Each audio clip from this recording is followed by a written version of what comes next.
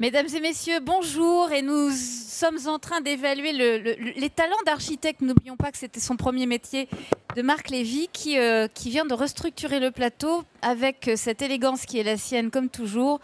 Il faut que tout le monde soit bien, bien assis, bien à sa place et se sente bien. C'est toujours le grand trait de caractère de Marc Lévy, cette extrême courtoisie et savoir-vivre. Marc, c'est un bonheur de vous retrouver aujourd'hui pour animer cette rencontre autour de la Symphonie des monstres, qui est ce nouvel opus que vous publiez en coédition avec Robert Laffont et Versilio, j'ai envie de dire comme d'habitude, puisque vous êtes quelqu'un de très fidèle. La Symphonie des monstres, c'est un livre un petit peu particulier dans votre œuvre, même si chaque livre est très particulier chez vous, puisque vous n'empruntez jamais un chemin que vous suivez tout au long de votre vie. Chaque livre est une surprise par rapport au précédent. Là, en l'occurrence, c'est un livre très marqué par l'actualité. Est-ce que c'est une inspiration ou un coup de colère qui vous a fait prendre votre plume pour parler de l'Ukraine ? Bonjour, merci à tous d'être là. Non, c'est ni l'un ni l'autre en fait. C'est la continuité c'est la continuité des 3 tomes de la série des 9, dans lesquels je me suis, comment vous dire, passionné à raconter l'histoire de ces résistants des temps modernes et de la petite résistance du quotidien, qui consiste à ne pas accepter l'injustice ou la corruption comme une fatalité. Et donc j'ai suivi ces hackers pendant des années. Et quand j'étais en train de travailler sur un autre projet de livre, enfin sur un autre livre mais qui était aussi inhérent à l'enfance, puisque je travaillais depuis plusieurs mois sur la terrible politique qui a été engagée pendant les années Trump et qui a conduit à la séparation des enfants, ces enfants de migrants qui ont été arrachés à leurs parents et placés dans des foyers pour créer une politique délétère. C'est un crime qui était l'œuvre d'un fanatique ultra-conservatiste qui s'appelle Stephen Miller. Et je travaillais sur ce sujet quand j'ai reçu les premières informations sur le programme de déportation systématique des enfants ukrainiens. Au début, j'avais du mal à y croire, tellement ça me paraissait à la fois énorme, grave et improbable. Et puis quand les choses se sont confirmées, je me suis vraiment posé la question. Je me suis dit, est-ce que je m'engage dans l'écriture d'une histoire où je dénonce des faits qui se sont déjà passés et qui sont révolus, ou est-ce que je prends le risque de dénoncer des faits qui se passent maintenant et qui continueront certainement de se passer quand le roman sortira. Et c'était plus compliqué, mais j'ai préféré cette deuxième option. Alors, pardon, parce que la réponse est longue. J'ai peut-être pas répondu à la question pourquoi. Et le pourquoi, c'est parce que déjà en écrivant la trilogie des 9, quand vous menez une enquête sur le long terme, vous avez des pièces de puzzle qui se mettent en place. Et je savais, pas parce que je suis devin, mais je savais que Poutine allait envahir l'Ukraine. Et je savais aussi, parce que tout l'indiquait et tout le montrait, qu'il n'avait absolument pas l'intention de s'arrêter à l'Ukraine et que son intention... Et je savais aussi que cette invasion de l'Europe avait commencé dès le soutien de la Russie au régime de Bachar el-Assad et les moyens mis en œuvre par la Russie de Poutine pour provoquer des crises migratoires majeures en Europe qui auraient pour effet secondaire de déstabiliser les démocraties faisaient partie d'un plan de plus grande envergure. Et ce qui m'a beaucoup choqué, alors vous parliez de colère, ce qui m'a beaucoup mis en colère, c'est de voir défiler sur les plateaux de télévision, et particulièrement évidemment de CNews, mais aussi, je dirais, d'extrême gauche comme d'extrême droite, les Chamberlain et les Daladier d'aujourd'hui qui venaient nous expliquer que c'était nous qui étions coupables parce que l'OTAN avait fait peur à la Russie. Et il y a d'ailleurs encore pas très longtemps, d'ailleurs encore en ce moment, vous avez Natacha Polony qui déverse une diatribe pro-Poutine, pro-russe, anti-américaine, parce que ça correspond à toute une idéologie, comment vous dire, nationaliste et ultra-conservatrice. Et moi, je respecte les idées de tout le monde, mais quand il y a un feu dans un immeuble, c'est pas du tout le moment de débattre des opinions politiques de la concierge, vous voyez, c'est-à-dire que quand il y a un feu dans un immeuble, il faut éteindre l'incendie.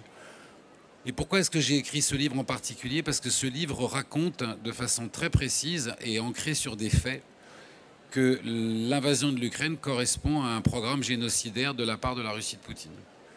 Et c'est pas contestable, hein. C'est-à-dire qu'il y a des tas de choses sur lesquelles on peut discuter, mais par exemple, on ne peut pas contester que le régime nazi était un régime génocidaire. Alors vous avez encore comment dire, des gens qui trouvent que Hitler était un type formidable, mais voilà, c'est pas contestable. Et cette évidence, j'avais très envie de la raconter. Parce que dans la conversation aujourd'hui, qui est une conversation extrêmement doctrinaire, et où la tentation du discours paresseux est super dangereuse, je regardais avec stupéfaction l'entretien de Michel Onfray qu'il a donné récemment à Laurence Ferrari.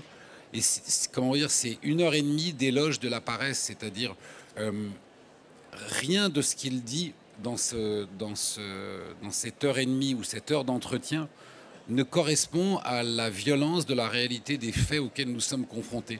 C'est vraiment ce qu'on appelle de la conversation de salon pendant que des enfants meurent et que des gens sont assassinés par milliers.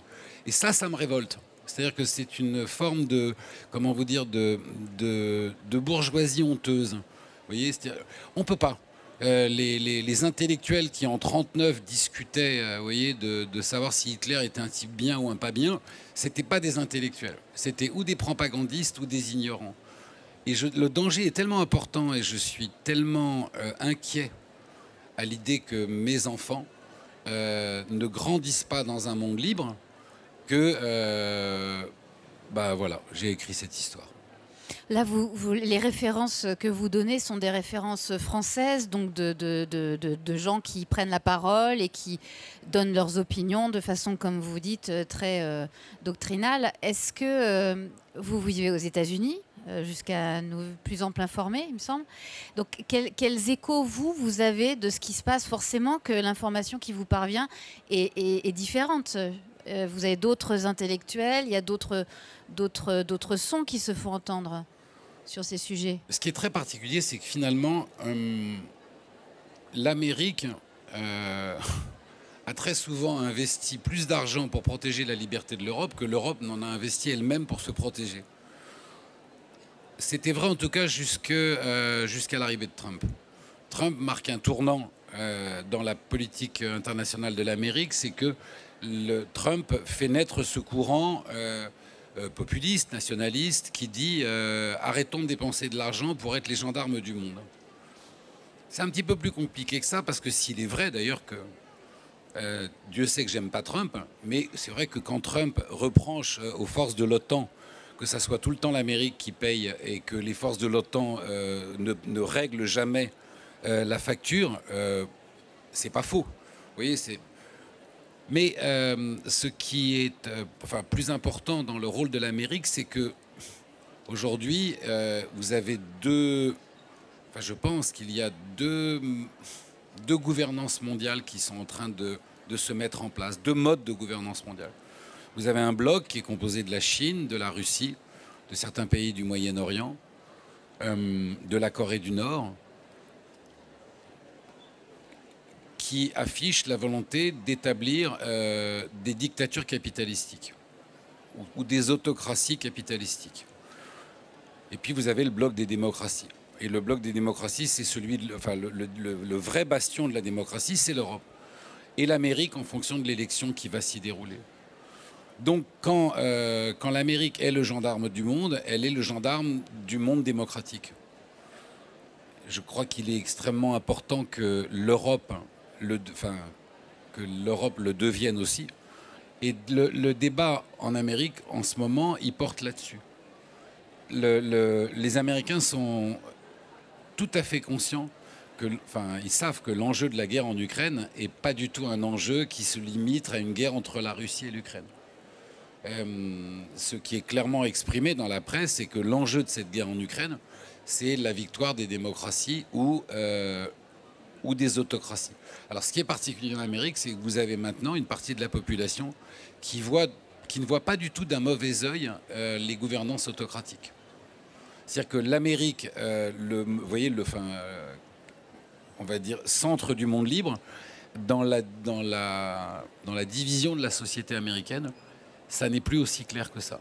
Et ceux qui veulent aujourd'hui voir le retour de Trump, et qui ne sont pas, on va dire, ce qu'on appelle la base de son mouvement MAGA, mais vous avez une partie de la bourgeoisie américaine, des gens les plus aisés, qui ne seraient pas contre, vous voyez, un régime autocratique. Vous êtes en train de nous dire que les États-Unis sont en train de basculer ou de changer profondément? Je suis en train de dire que ce qui se passe en Europe, et par exemple autour des élections européennes, la montée du populisme, la montée des nationalismes exacerbés, et le fait que la liberté ne soit plus la priorité et la chose la plus importante. Oui, ça se passe beaucoup aux États-Unis, mais le recul des droits, c'est ce à quoi on a assisté en matière de recul du droit des femmes, c'est stupéfiant. C'est-à-dire que c'était inconcevable il y a 10 ans. Comme vous l'avez peut-être, vous le savez peut-être, la Cour suprême de l'Arizona vient de confirmer la validité d'une loi de 1864, qui était une loi qui a existé avant même que l'Arizona soit un État, à l'époque où ça n'était qu'un territoire. Et cette loi interdit toute forme d'avortement, quelles que soient les raisons, viol, inceste, raisons médicales, et autorise la criminalisation d'une femme. Donc, c'est quand même... la vitesse à laquelle j'arriverai pas à le dire. Criminalisation. Merci, ça c'est ma dyslexie. La criminalisation des femmes dans la société américaine s'est installée après la chute de l'arrêt Roe Wade. C'est absolument, c'est inconcevable. Déjà aujourd'hui aux États-Unis, des vies de femmes sont très sérieusement mises en danger parce qu'elles se présentent à l'hôpital avec des complications de grossesse qui mettent leur vie en danger. Et les chirurgiens ne veulent pas ne veulent pas les avorter. Ou des opérations qui sont nécessaires qui mettent en cause la vie d'une femme, mais qui risquent d'atteindre, qui risquent de compromettre sa grossesse. Les médecins ne veulent pas les opérer. Pourquoi? Parce que les médecins risquent de se retrouver en prison. Donc oui, il y a une régression du champ des libertés aux États-Unis qui est absolument terrifiante. Alors qu'il y aura peut-être, pour voir la bouteille à moitié pleine, qui sera peut-être cette raison, c'est peut-être elle qui fera basculer les élections au mois de novembre de façon certaine vers le camp des démocrates, parce que il faut espérer que les femmes et que le vote des femmes change tout. Mais si vous me demandiez aujourd'hui si dans 15 ans, les femmes auront toujours le droit de voter aux États-Unis, je peux pas vous je n'aurais pas l'arrogance de vous dire, évidemment, quelle question idiote. Je pourrais vous dire, oui, la question se pose. Et là, vous êtes en train de nous parler des États-Unis et pas de l'Arabie Saoudite, on est bien d'accord, hein? Je parle des États-Unis. Mais soyons très clairs, hein. Pourquoi est-ce que tout à coup la question en France s'est posée d'inscrire le droit à l'avortement dans la Constitution? C'est que si en France, des partis d'extrême droite alliés aux partis chrétiens prenaient le pouvoir et s'y installaient longtemps, la même mécanique se mettrait en place. La France ne serait pas exempte de ça. Alors chez nous, les Français et les Gaulois, il y aurait peut-être plus de manifs dans la rue. Mais la même mécanique se mettrait en place. Et il ne faut pas oublier le nombre de gens qui défilaient dans les manifs pour tous. Vous voyez, quand on a voulu ouvrir le champ des libertés en matière de mariage, en matière de reproduction, en matière d'adoption. Donc la liberté n'est absolument pas un acquis, c'est ce que j'essaye de raconter dans ce bouquin.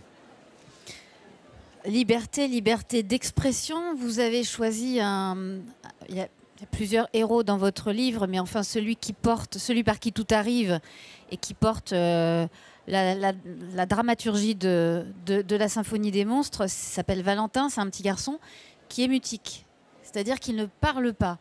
Et quand on vient de vous entendre, on se dit que peut-être qu'il n'y a pas de mots devant le monde qui s'ouvre devant lui. C'est pour ça que vous en avez fait un enfant qui ne parle pas?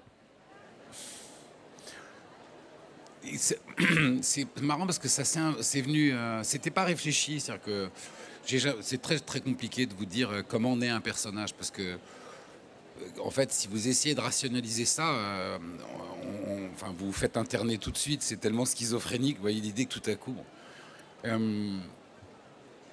Mais les personnages de fiction, ils arrivent comme ça dans votre vie, ils rentrent et ils rentrent pas comme ça en 24 heures. C'est-à-dire que, vous voyez, il y a vraiment l'ébauche d'un personnage qui rentre dans votre vie. Et puis vous commencez à avoir cette conversation silencieuse avec lui. Et il rentre dans votre quotidien de plus en plus. Et à un moment, c'est presque comme dans la vraie vie. C'est quelqu'un avec qui vous avez eu une conversation qui s'est installée et qui a duré. Vous avez l'impression de le connaître un peu. Et Valentin, quand il est arrivé, il était... alors vous avez aussi des personnages, comment vous dire, qui se succèdent. Par exemple, je pense que les années que j'ai passées avec le personnage du voleur d'ombre et ensuite vous savez, du petit voleur d'ombre que j'ai fait avec Fred Bernard a beaucoup nourri le personnage de Valentin. Mais Valentin, il est arrivé avec ça. Il est arrivé avec ce... il est intelligent. Il a un pouvoir de l'imagination énorme. Et d'ailleurs, il va avoir cette capacité à affronter toutes ses peurs et même à les ignorer, à les repousser grâce à son imagination. Mais il ne parle pas. Et je crois qu'il ne parle pas parce que dire à l'oral ce qu'il ressent, ça ne l'intéresse pas en fait. Enfin, il est atteint du mutisme sélectif de l'enfance. Mais si vous voulez savoir pourquoi j'ai fait ça, c'est parce que je crois que c'est un petit garçon qui vit dans son monde à lui et ce silence, c'est une protection. Alors, qu'est-ce qui lui arrive à Valentin? Alors, Valentin, on va aller dans enfin, très rapidement, faire le pitch du roman, comme on dit. Le roman, c'est l'histoire principalement, c'est l'histoire de trois destins. Celui de Valentin, qui est un petit garçon de 9 ans, et qui vit avec sa mère et sa sœur à Rykov, dans l'est de l'Ukraine. C'est un petit village, enfin une petite ville. Et un jour à l'école, Valentin se retrouve au milieu d'une rafle organisée par les soldats russes. Et grâce à la vigilance de ses professeurs, tous les enfants vont s'échapper, sauf deux, Valentin et son copain. Valentin parce que il a voulu sauver une de ses copines qui marche avec une canne, et son copain parce qu'il était aux toilettes au moment de la rafle. Et donc les deux vont être embarqués et emmenés dans un pensionnat en Crimée. Enfin, d'abord dans un pensionnat en Crimée. Et à partir du moment où il est kidnappé par les soldats russes et enfermé dans ce pensionnat, ce petit garçon va se servir de son imagination, d'abord pour lutter contre la peur, ensuite pour lutter contre le chagrin d'être séparé des siens, et ensuite parce qu'il n'a qu'une idée en tête, c'est trouver un moyen de s'évader. Même si le projet est complètement fou, il ne va faire que ça, chercher un moyen de s'évader. Et chercher un moyen de s'évader, même si c'est improbable et absurde, c'est sa façon de résister. C'est ensuite l'histoire de Lilia, qui est une adolescente de 14 ans, c'est la sœur de Valentin. Elle est en pleine crise d'ado. Et à partir du moment où on a touché un cheveu de son frère, sa propre existence n'a plus d'importance. Son centre de gravité se déplace de son nombril. Et elle va prendre la route, et avec un courage qui frise l'insouciance, elle a pris la décision d'aller chercher son frère. Et puis c'est l'histoire de cette maman, Véronica, qui est une infirmière en chef du dispensaire de Rykov. Le papa n'est pas là.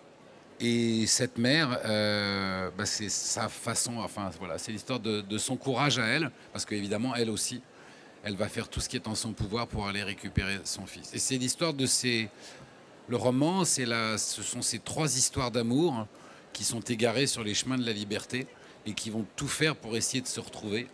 Et en même temps, c'est l'histoire de ses dignités et c'est l'histoire voilà, de tous les gens qu'ils vont croiser sur leur route, les bons et les méchants, et ceux qui sont entre les deux. Et puis Vital, qui prend un rôle important aussi dans le livre. Oui, ça bouge au-dessus. Oui, non. Vital qui prend un rôle important. Donc, on retrouve aussi Cordelia et Diego. Maya joue un rôle. Donc, il y a comme ça une communauté amicale. C'est quand même quelque chose qu'on retrouve souvent chez vous, hein, la communauté des amis. Oui, en fait, quand j'ai commencé la Symphonie des monstres, j'avais pas du tout l'intention qu'il y ait un lien avec les neufs. Je vais même très sincère, je voulais pas qu'il y en ait parce que je voulais pas. Et puis, quand je vous parlais tout à l'heure des personnages de romans, en fait, ils sont tellement présents, on a passé tellement de temps. Et le matin, j'arrivais à mon bureau, j'avais l'impression de voir Vital qui me regardait en me disant donc l'histoire se passe en Ukraine et je suis pas dans le film. Et du coup, il est arrivé très naturellement dans cette histoire. Et donc avec lui Cordelia et avec lui Maya. Et c'était assez... j'ai pris beaucoup de plaisir à ça, en fait. Vraiment beaucoup de plaisir. Ça se lit. Merci. Ça se lit. Il y a aussi un personnage, un vrai personnage. J'ai pas vérifié, mais comme vous le dites à la fin vous parlez d'elle, c'est Maria Belova. Maria Lvova-Belova, c'est un vrai personnage. Elle est vraiment la commissaire aux droits de l'enfance de Vladimir Poutine. Elle est la responsable et l'organisatrice de ce programme de déportation. Elle avait pour ambition de déporter 900 000 enfants ukrainiens. À ce jour, elle en a déporté 40 000, enfin kidnappé et déporté 40 000. 30 996 recensés. Et entre tous les enfants d'orphelins, les enfants kidnappés dans les villages après les bombardements, les bébés non recensés et les familles qui sont au front et qui donc ne sont pas au courant que leurs enfants ont été kidnappés, il y en a au minimum, enfin on sait qu'il y en a 40 000, 980 ont été rapatriés en Ukraine. Ce sont des rapatriements très complexes. Les enfants qui reviennent sont évidemment en état de choc, traumatisés, terrorisés. Et donc c'est pas, c'est pas un retour de colonie de vacances. Mais donc elle est la responsable de ce programme de déportation. Elle s'en vante. Elle s'en vante sur les réseaux sociaux. Elle a été condamnée, ainsi que Vladimir Poutine, par la Cour pénale internationale pour crimes contre l'humanité.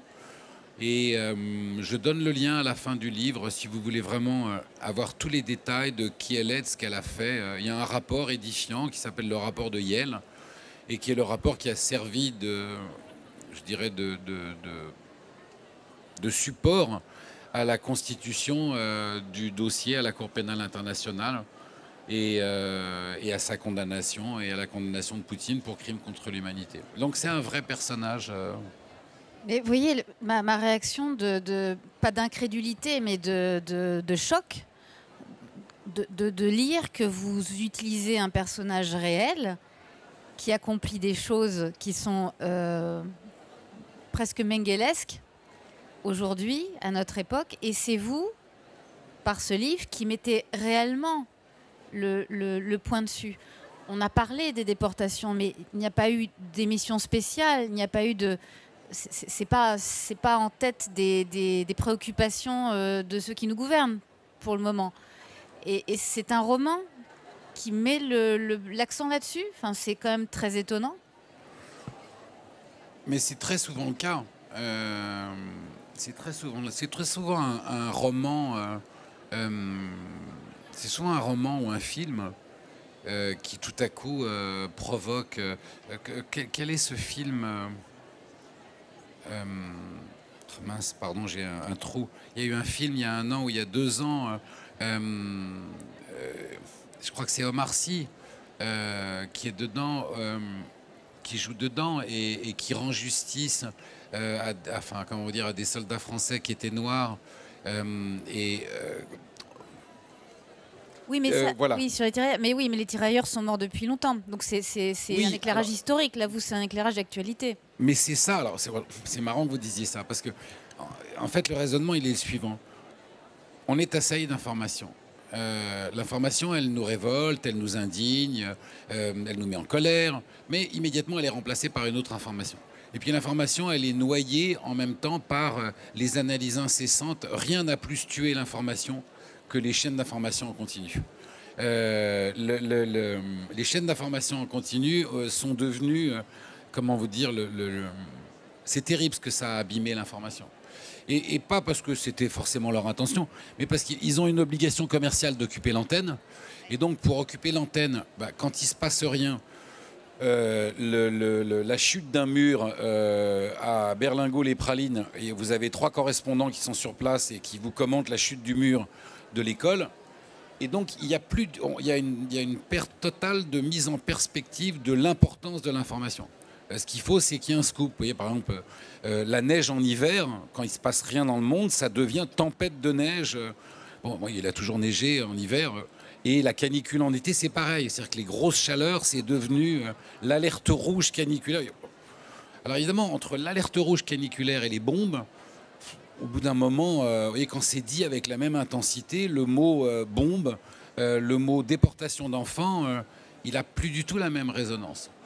Et puis alors après, je ne vous parle pas du travail de sable des chroniqueurs qui deviennent spécialistes d'un domaine dans l'ascenseur et qui parlent pendant 4 heures, donc ce qui fait qu'on n'entend plus rien. Le roman et le cinéma, mais on va parler du roman. Le roman, il entretient un rapport avec le lecteur qui est extrêmement différent. D'abord, il s'inscrit dans la longueur, pour ne pas dire dans la lenteur. Ensuite, on a un rapport très individuel.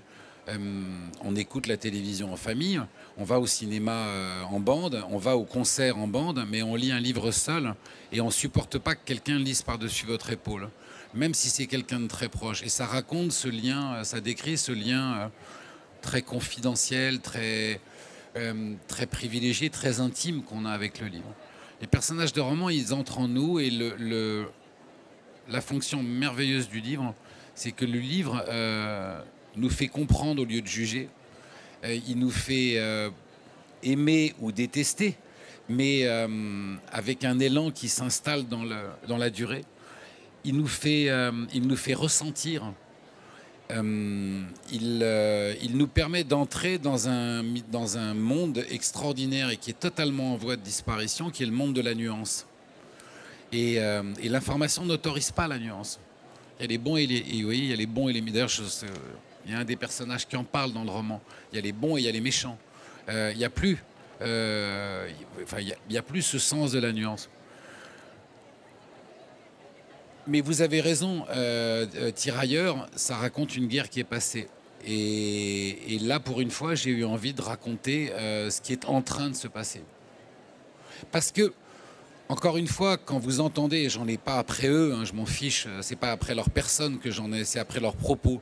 Mais quand vous entendez les propos à la télévision de Michel Onfray, de Natacha Polony, d'Éric Zemmour et de tous ceux qui viennent vous dire que c'est de notre faute si Vladimir Poutine déporte des enfants ukrainiens, si vous avez vécu l'histoire de Valentin, vous pouvez éventuellement lui répondre, admettons que c'est de notre faute, mais ça ne change pas que déporter des enfants, c'est le travail d'un dictateur qui est un criminel de guerre. Et donc, je ne peux pas adhérer à ce qu'il fait.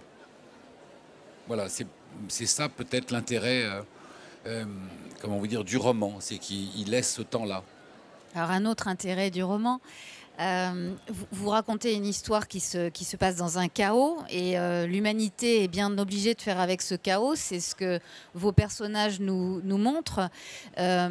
Pour autant, il y a des valeurs qui doivent exister ou être réinventées.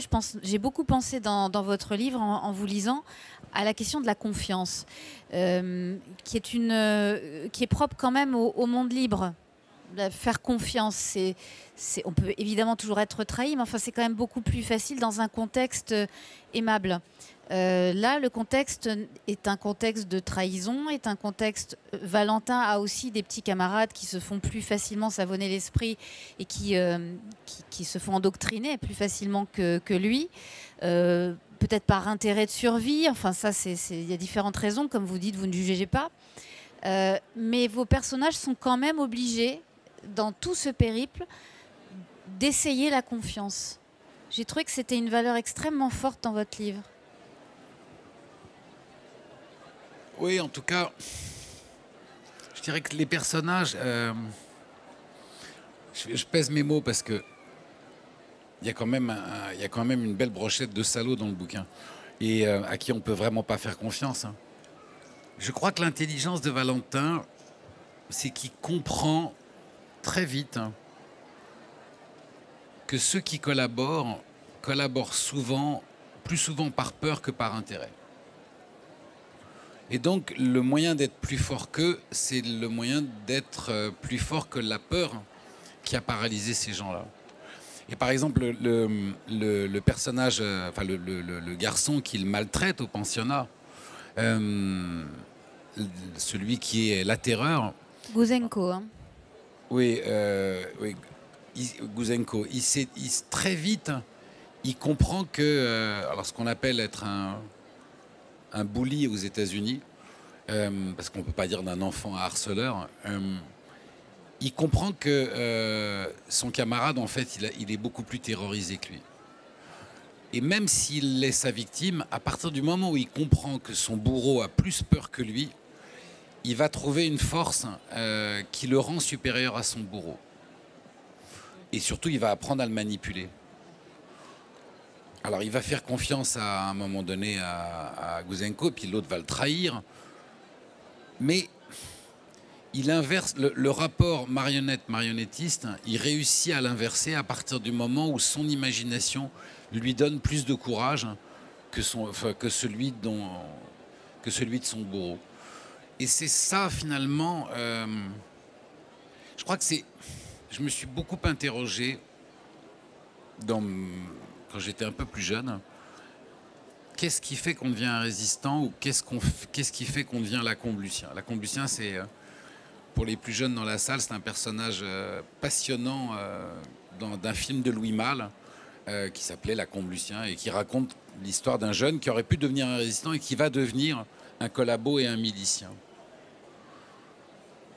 Et je trouve que dans un monde où la liberté est sans arrêt remise en cause, dans un monde où les gouvernances autocratiques ne cessent de nous diviser, de nous faire haïr et agissent finalement toujours avec la même recette, hein. C'est-à-dire qu'on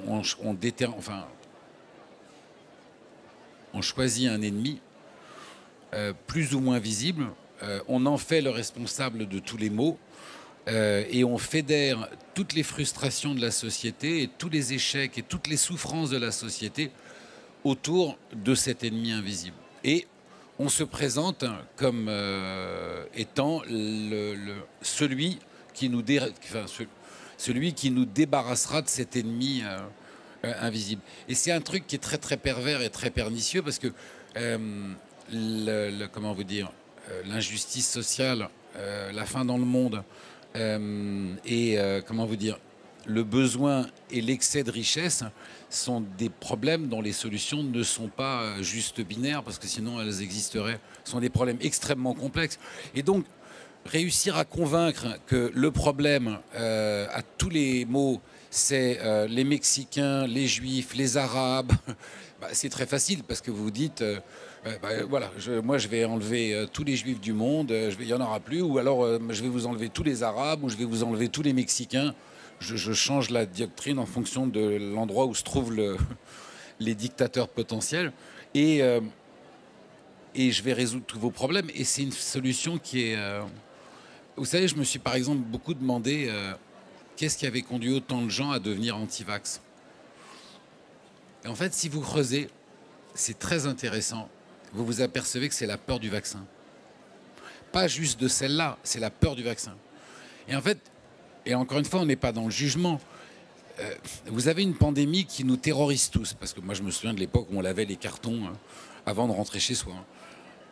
Donc vous avez une pandémie. Et puis tout à coup, il y a une solution à cette pandémie. Mais cette solution vous fait peur. Parce que vous avez le droit d'avoir peur. Moi, par exemple, si j'étais dans un immeuble en feu et qu'il fallait descendre l'échelle des pompiers, je ne sais pas si je ne mourrais pas dans l'immeuble tellement j'ai le vertige. Donc, oui, le pompier a beau me dire descends par l'échelle. Et si j'arrive à vous convaincre que la solution qui vous terrorise n'est pas une solution, ça vous rassure et donc vous allez adhérer au fait que Eh ben, c'est un peu la même. Enfin, le complotisme, la conspiration, elle fonctionne. Encore une fois, c'est la façon dont on capitalise sur la peur des gens voilà, pour prendre un pouvoir.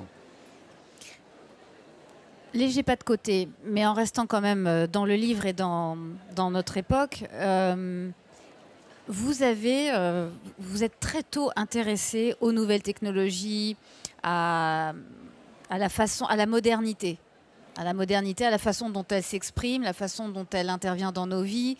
On a eu l'occasion de discuter il y a longtemps de ça, du livre numérique. Enfin, là, d'ailleurs, c'est assez rigolo parce qu'il y a le retour dans votre livre du pager, hein, qui est cette espèce de dinosaure technologique, mais qui, malgré tout, prend un rôle extrêmement important dans le livre. Donc ça, c'est petit clin d'œil auquel vous répondrez sans doute.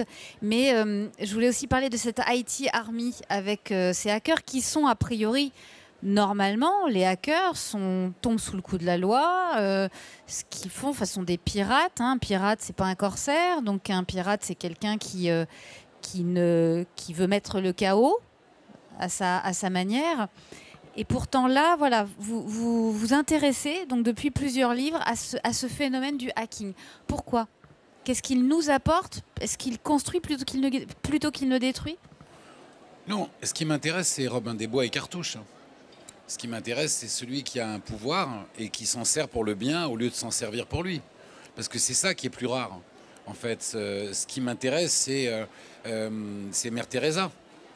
Ce qui m'intéresse, ce sont tous les personnages de romans et de la vie qui ont vraiment un pouvoir et qui s'en servent pour les autres. Parce que ça, je trouve que c'est, comment on veut dire, ce sont des lumières dans la nuit.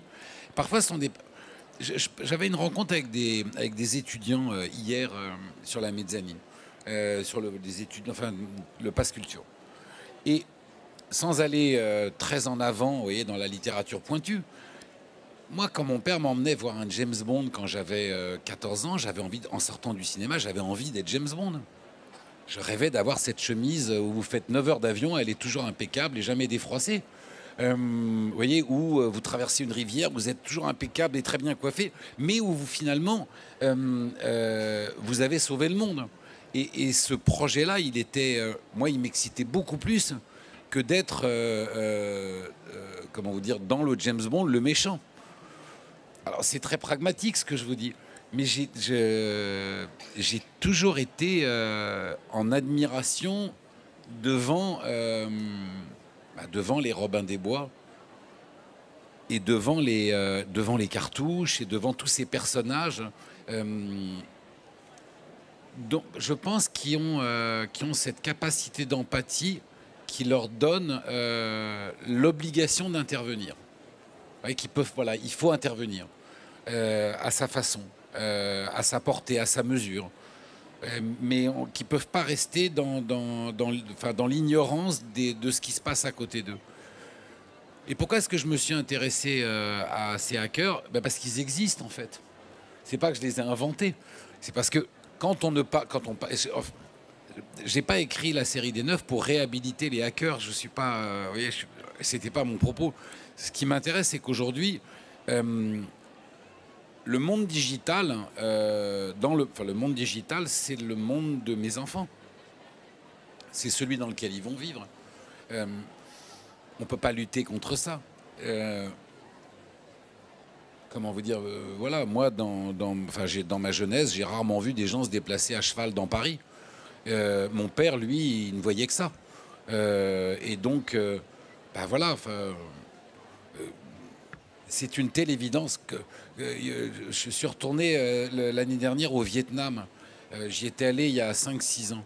Il y a 5-6 ans, il n'y avait pas un écran au Vietnam. Il n'y avait pas de télé, il n'y avait pas de cinéma. Aujourd'hui, dans la rue, tous les jeunes ont des iPads et des iPhones. C'est comme ça, donc on ne va pas lutter contre ça. Ce qui est important maintenant, c'est de ne pas rester complètement passif, hein, vous voyez, devant cette technologie et devant ces technologies. Alors, il y a tout ce qui est éducation, mais quand j'ai appris et quand j'ai eu la chance de rencontrer des gens qui sont des génies du coding et qui se sont réunis ensemble pour se dire on pourrait se servir de notre génie, pas pour détourner de l'argent, pas pour... Même s'ils ont commencé par ça, parce que c'est ça qui est magnifique dans leur parcours, c'est que quand ils avaient 14-15 ans et qu'ils ont eu ce don, ils s'en sont servis pour piquer un peu d'argent. Et puis très vite, parce que comment on veut dire, la nature prend le dessus, très vite, ils se sont dit, bon, c'est pas, ok, je vais faire ça toute ma vie. Et quand ils se sont rendus compte qu'avec leur pouvoir de coding, ils pouvaient dénoncer la grande criminalité en col blanc, dénoncer les grands scandales, sauver des populations, ils se sont lancés là-dedans. Et c'est des personnages de romans, vous imaginez, c'est un cadeau d'avoir des personnages réels qui deviennent des personnages de romans. Et comme vous le disiez tout à l'heure, pas comme quand on se penche, par exemple, sur les résistants pendant la Deuxième Guerre mondiale, mais qui s'inscrivent dans le présent. Donc c'est... je le dis d'ailleurs, il y a une montée dans les 3 tomes, parce que je crois que dans le deuxième, j'écris toute ressemblance avec des personnages ayant existé serait évidemment purement fortuite. Et dans le 3e, je mets toute ressemblance avec des personnages, 3 petits points, oh et puis merde. Parce que voilà quoi. Donc alors justement, le technophile, enfin peut-être pas technophile, mais enfin l'homme très intéressé par cette modernité-là, pour les raisons que vous venez de nous donner, que pense-t-il de l'arrivée de l'intelligence artificielle et de ce qu'elle est capable de faire? On parle de ChatGPT, mais il y a aussi Mistral, il y a la version 5 de GPT, il y a Copilot, il y a aussi tous ces films qui permettent, peut-être l'avez-vous fait, mais vous pouvez vous faire le film de Macron ou d'Obama en train de vous féliciter pour la sortie de votre livre. Et on le voit dire ces mots-là avec sa voix et avec sa bouche. C'est Luc Ferry qui m'avait envoyé ce genre de vidéo. Et Trump également. Il a fait avec Obama et Trump. C'est fascinant et c'est très très inquiétant. Qu'est-ce que vous en pensez? Je pense qu'on a eu exactement les mêmes peurs au moment où le cinéma est arrivé. Et on a eu encore plus les mêmes peurs quand la télévision est arrivée. Et on a eu les mêmes peurs avec l'arrivée des effets spéciaux. C'est pas la technologie qui est à remettre en cause, c'est son usage et la façon dont on la contrôle. La révolution industrielle a changé le monde. Il l'a changé pour le meilleur et pour le pire, avec du meilleur et du pire. Mais l'intelligence humaine a fait que même avec beaucoup de retard, on a fini par voir ce qu'il y avait de pire et aujourd'hui on s'en préoccupe. Moi, quand j'étais enfant, quand je travaillais à la Croix-Rouge, il y avait 17 000 morts par an sur les routes. C'était la première cause de mortalité chez les jeunes. Vous transposez ça aujourd'hui, vous aurez ceux qui vous diront qu'il faut interdire la voiture et ceux qui vous diront que la voiture est un outil indispensable. En fait, ce qui s'est passé dans la vraie vie, c'est qu'on a légiféré autour de la voiture. On a dit on ne peut plus boire et conduire, on a obligé à des ceintures de sécurité, on a obligé les constructeurs à repenser les véhicules, on a inventé les airbags. Aujourd'hui, je crois qu'il y a 3000 morts ou 2500 morts sur les routes. Et je ne vois pas comment on pourrait vivre aujourd'hui sans voiture, vous voyez, ou sans camion pour livrer la nourriture dont on a besoin en ville.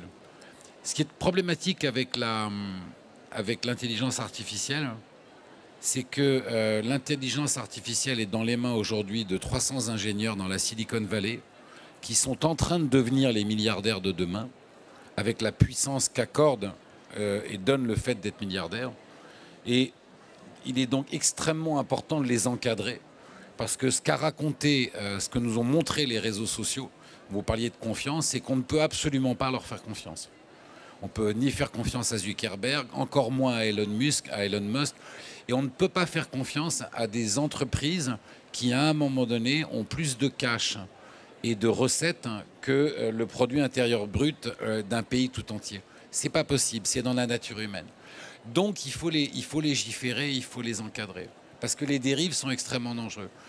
Maintenant, pour voir le côté à moitié plein, c'est que on a été totalement aveuglé par les réseaux sociaux. on fait aujourd'hui le bilan de tous les dégâts qu'ils ont commis dans la société. On commence à les encadrer parce qu'aujourd'hui, Mark Zuckerberg la ramène moins qu'il y a 10 ans. Et vous voyez, on va peut-être bannir TikTok et on ne peut plus faire n'importe quoi, même si Elon Musk continue à faire n'importe quoi. Je pense que comment vous dire, le fait que la Commission européenne, le fait que le Sénat américain, le fait que la Chambre des représentants américains légifère déjà sur, et encadre déjà l'intelligence artificielle alors qu'elle est en train de se développer, est beaucoup plus rassurant que ce qui s'est passé avec les réseaux sociaux. Donc je ne suis pas devin, mais l'intelligence artificielle sera une révolution formidable pour l'humanité, parce qu'il y a dans l'intelligence artificielle des ouvertures, des possibilités dans le milieu, dans la recherche médicale, et même d'ailleurs dans l'écologie, vous voyez, dans les processus logiques, dans le gain de productivité. Il y a des choses extraordinaires qui se produiront, parce que l'intelligence artificielle, en fait, c'est un niveau de calcul de plus. Et en même temps, si nous, on n'est pas capable de l'encadrer, quand vous voyez, par exemple, comment l'intelligence artificielle aujourd'hui se marie avec la gouvernance des populations en Chine, sont des modes de société, vous savez, où il y a maintenant des caméras qui vous reconnaissent facialement dans la rue. Donc si vous ne traversez pas dans les clous, vous perdez des points. Et au bout d'un moment, quand vous perdez un certain nombre de points, vous ne pouvez plus accéder à certains commerces et notamment à certains distributeurs. Enfin, ce sont des mondes un peu orwelliens, mais que l'homme a mis en place avec le concours de l'intelligence artificielle. Donc encore une fois, c'est l'usage et l'encadrement de ces technologies qui va être déterminant. Marc, vous êtes l'auteur français le plus lu dans le monde. Vous êtes traduit en 49 langues. On va arrondir à 50 parce que je pense que depuis mes chiffres, ils sont sans doute pas tout à fait justes. Donc au moins 50 langues. Chaque livre que vous publiez a donc un écho. Alors merci pour la France de diffuser auteur français, mais a donc un écho très particulier. Quand vous publiez un livre comme La Symphonie des monstres, vous savez que ça sera lu partout. Est-ce qu'il y a chez vous la conscience d'une responsabilité, je ne vais pas dire politique, mais citoyenne, citoyen du monde, dans ce sens-là, à la diffusion de votre œuvre à travers le monde? Non, je suis trop pudique pour me dire ça. Honnêtement. Ça me ferait très plaisir, oui, ça me flatterait 5 minutes, mais quand je promène mon chien ou que je fais la vaisselle, je ne peux pas penser à ça, en fait. Je vis avec mes personnages et je raconte ce qui me remue moi, et je me suis jamais senti le pouvoir, ce pouvoir-là. Vous voyez, j'ai pas réussi à convaincre mon fils de 14 ans de lire un de mes bouquins. Donc vous imaginez la puissance du messager. Non, je comprends ce que vous dites. Alors la puissance de la littérature, peut-être que c'est plus facile à... Non, mais je crois que c'est très important. C'est très important de se protéger de ça. Il y a des moments, comment dire, il y a des moments où ce que vous venez de raconter s'exprime. Quand je reçois des lettres d'Ukrainiens en exil qui ont appris le français et qui me disent que ça leur fait d'avoir lu le livre, quand je reçois des courriers de Russes qui lisent le français et qui sont en exil ou qui ne sont pas en exil, et qui me disent faites savoir autour de vous qu'on est nombreux ici de l'autre côté à ne pas vouloir de cette guerre et à vivre dans l'oppression et dans la peur, ça me touche énormément. Mais je pense que si je m'installais à mon bureau, vous voyez, avec cette sensation qu'il y a des caméras braquées sur moi et que je vais délivrer un message, mon travail m'ennuierait. Mais vous ne pouvez pas imaginer. Parce que là, ça fait 45 minutes que je parle, mais ce que je peux vous dire, c'est que vous ne savez pas le trac que j'ai en parlant devant vous et ce que ça me demande comme effort. juste d'entendre le son de ma voix, tellement j'aime pas ça. Donc, non mais c'est vrai. Je peux vous dire que tous les gens avec qui je travaille dans ma maison d'édition depuis 20 ans vous le diront. Voilà, moi quand on m'appelle pour me dire tu vas faire le JT de 20h, pour eux c'est une très bonne nouvelle et pour moi c'est la pire des nouvelles parce que je sais que je vais être malade pendant 3 jours. Ouais, donc si je me disais ça, je crois que je perdrais le plaisir d'écrire. Mais si à la finale, c'est le cas, en tout cas une fois sur deux, et que vous pouvez passer le message chez moi, je serais content, ça m'aidera. Voilà.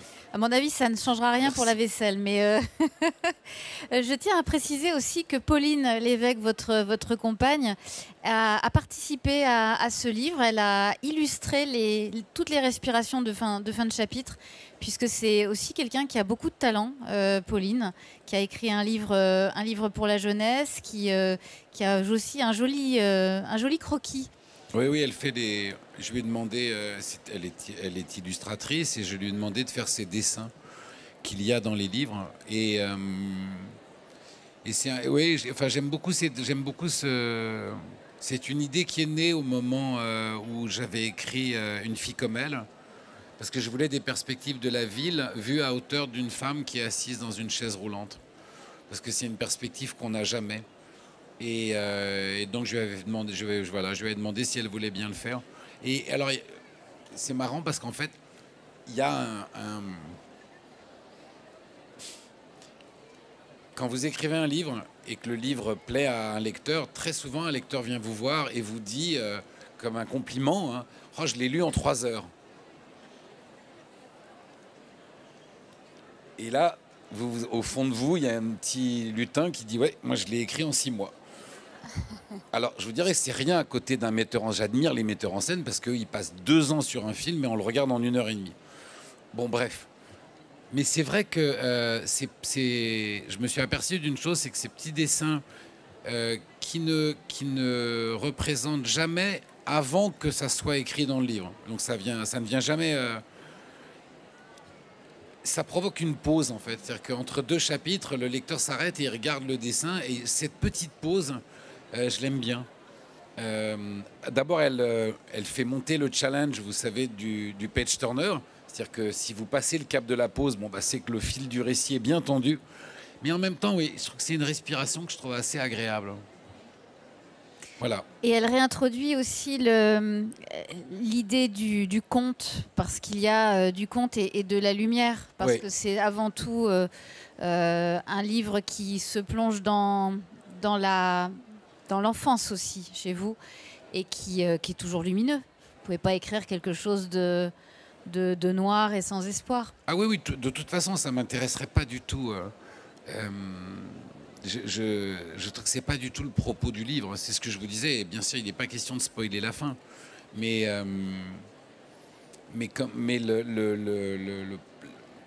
s'il y a une question que je me posais pas les questions dont vous parliez tout à l'heure, mais s'il y a une question qui est essentielle pour moi et qui occupe tout l'espace de l'écriture, c'est que le livre doit donner envie d'eux.